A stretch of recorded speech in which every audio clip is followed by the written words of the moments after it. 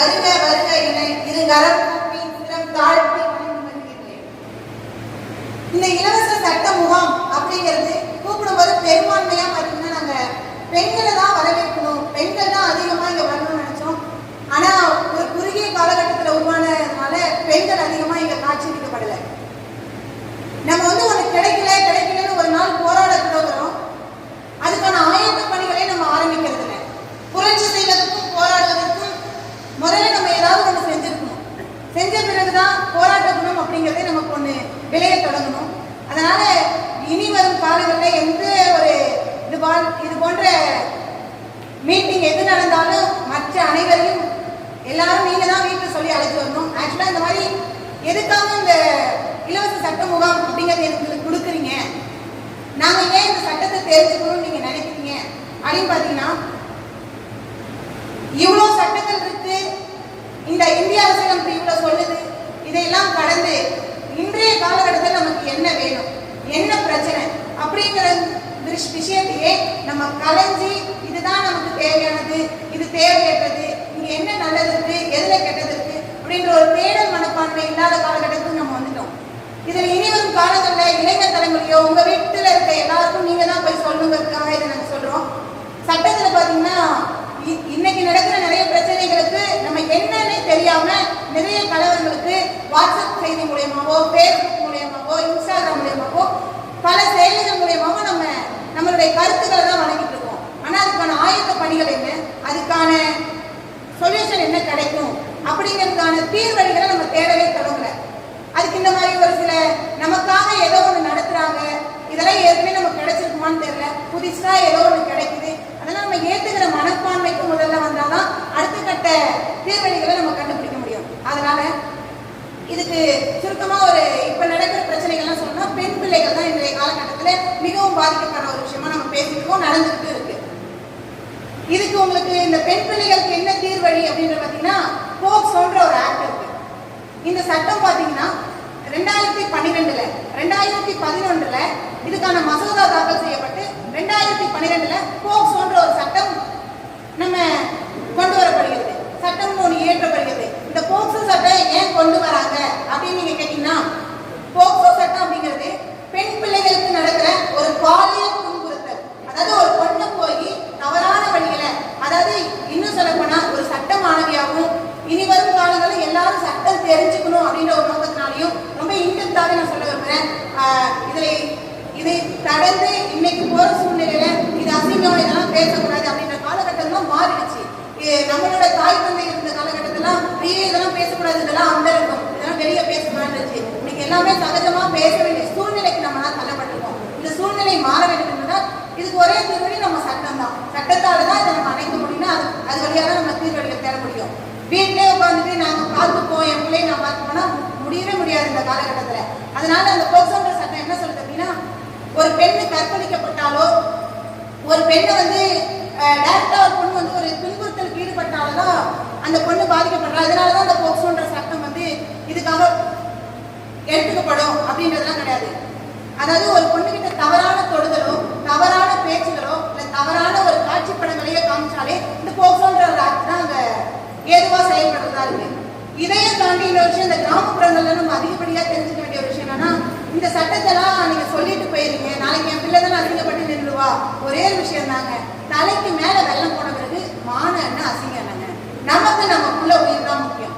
யார் வேணாலும் என்ன வேணாலும் பேசுவாங்க, பேசுற யாரும் நம்ம பிள்ளைக்காக நின்று போறதே கிடையாது. ஆகையால இந்த கிராமப்புறங்கள் எல்லாம் நான் ஒரே விஷயம் சொல்லுவேன், ஒரு இடத்துல ஒரு கிராமத்துல இருந்து ஒரு மாற்றத்தை எடுத்துட்டோம் அப்படின்னா மிச்சம் உள்ள நகரங்கள், மாநகரங்கள், பேரூராட்சிகள் எல்லாமே ஒரு கிராமம் இதை செஞ்சுட்டான், நம்ம இதை நம்மளால செய்ய முடியாதா அப்படின்னு மிகப்பெரிய புரட்சியா வெடிக்கும். அப்ப கண்டிப்பா நம்மளோட மாநிலம் மாறும், அதை கடந்து நம்மளுடைய நாட்டுல மிகப்பெரிய புரட்சி வெடிக்கும்.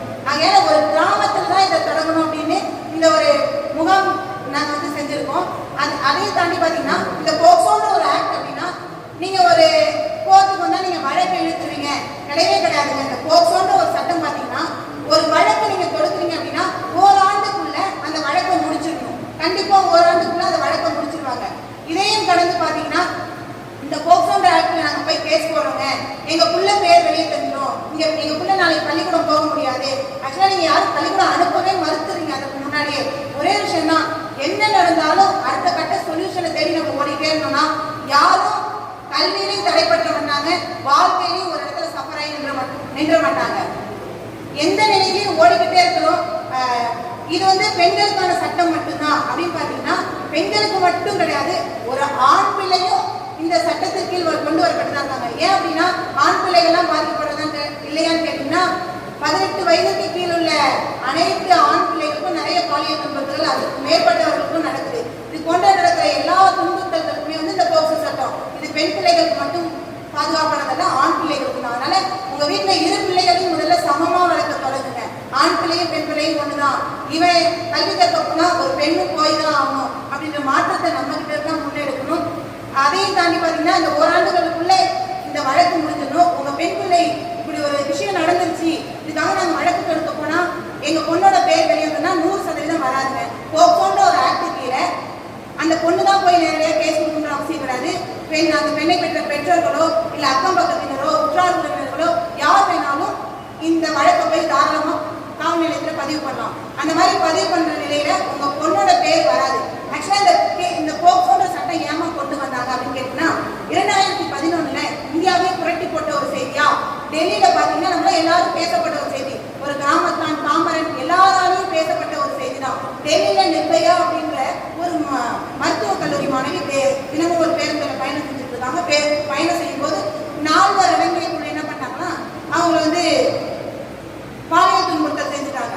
அதுல ஒரு பையன் வந்து மைனரா இருந்தாங்க, 18 வயதுக்கு கீழ்பட்டவங்களா இருந்தாங்க. அவங்க ஜுவனைல் ஜஸ்டிஸ் போயிட்டாங்க. அதன் பிறகு திரும்ப சிறுத்தை பள்ளியில இருந்து மேல அடுத்து ஜெயிலுக்கு போயிட்டாங்க. அடுத்தது பாத்தீங்கன்னா ஒருவர் தன்னை A1 அக்யூஸ் அவர் என்ன பண்றாருன்னா தானே வந்து தூக்கு போட்டுட்டாரு. இன்னொருத்தர் வந்து கஸ்டடியில் இருக்கும் போதே இறந்து போயிட்டாரு. இது போன்ற இந்த வழக்கு நடக்குது. இந்த வழக்கிற்கு பிறகுதான் இந்த ஒரு வழக்கு நடந்ததுனால தான் மாட்டோம்னா அது மிகப்பெரிய கொடூர சம்பவமா நடந்திருக்கு. அதன் பிறகு பாத்தீங்கன்னா அதை தொடர்ந்து ஆந்திரால ஒரு ஆடு மேய்க்கிற சிறுமிக்கு இதே போன்ற ஒரு சம்பவம் நடந்திருக்கு, பாலியல் துன்புறுவது. இதையெல்லாம் கடந்துதான் என்ன பண்றாங்கன்னா இதுவரைக்கும் இருந்த சட்டத்தையும் தாண்டி இந்த ஒரு வழக்குக்காக நம்ம தனியா, ஏன்னா எல்லா பிரிவுகளையும் எடுக்கும்போது இது அவ்வளவு வலிமைப்பட்டு இந்த கேஸ் நிற்குமா, இந்த கேஸை முடிக்க முடியுமா அப்படின்னு தெரியல. அதனால போக்சோன்ற ஒரு ஆக்டை கொண்டு வந்துருவோம். ஒரு பெண் பிள்ளைக்கோ ஒரு ஆண் பிள்ளைக்கோ இந்த மாதிரியான ஒரு துன்புறுத்தல் உங்ககிட்ட தவறான ஒரு பேச்சு நடத்தினாலே அது தப்புதான் அப்படின்னு சொன்ன இது போன்ற ஒரு சட்டத்தை கொண்டு வராங்க. இதை முன்னெடுத்து பல பேர் கொண்டு போயிட்டா இருக்காங்க. இதை தாண்டி நம்ம சமாதானமா போகணும் அப்படின்ற முறையில தான் திரும்ப மீண்டும் இந்த குற்றங்கள்லாம் அதிகரிச்சுட்டே இருக்கு. ஆனா ஒரு முறையிலே நம்ம தடுக்க வேண்டிய வழிதான் நீங்க சட்டத்தை நாட வேண்டியதுதான். அதையும் தாண்டி பாத்தீங்கன்னா போக்சோ பத்தி பேசணும். அடுத்தது உங்களுக்குலாம் நம்மளுடைய செந்தில் நீதிமன்றத்திலே பாத்தீங்கன்னா இலவசமா உங்களுக்கு எல்லாம் வழக்கறிஞர்கள் வைக்கிறதுக்காக ஒரு முனைப்பு கொண்டு வந்திருக்காங்க. உங்களுக்கு தேவையான உங்களோட வசதி இல்லை, எங்களுக்கு வந்து இலவசமா ஒரு வழக்கறிஞர் வைக்கணும், காசு வச்சு எங்களோட கேஸை நடத்த முடியல, இப்படிலாம் நடத்தணும், எங்களுக்கு ஒரு இலவசமான சட்ட ஆலோசனை வைங்க, எங்களுக்கு ஒரு வழக்கறிஞர் வைங்க அப்படின்னு சொல்றதுக்கு ஏதுவாகவும் செந்தில் நீதிமன்றத்தில் இன்னைக்கு கொண்டு வந்துட்டாங்க. அதுக்கான மனுவை போட்டு இதெல்லாம் நீங்க தான் கொண்டு வரணும், இன்னும் உங்களோட கிராமங்களுக்கு நீங்க தான் இதெல்லாம் போய் சொல்லணும். அதையும் தாண்டி பாத்தீங்கன்னா சமரச மையமும் கொண்டு வந்துட்டாங்க. சமரச மையம்ல நீங்கெல்லாம் கேட்கலாம், அதுல கொடுக்குற தீர்ப்பும் நமக்காகவும் நம் எதிர்காலத்திற்காகவும் ஓர் அழகிய வீட்டுமனை. ஸ்டாலின் நகர் தமிழ்நாடு அரசின் அங்கீகாரம் பெற்ற வீட்டுமனை. அதிரடி விலை குறைப்பு, குறைந்த மனைகளே உள்ளது. ஸ்டாலின் நகர், தா பழூர் சாலை, ஜெயங்கொண்டம்.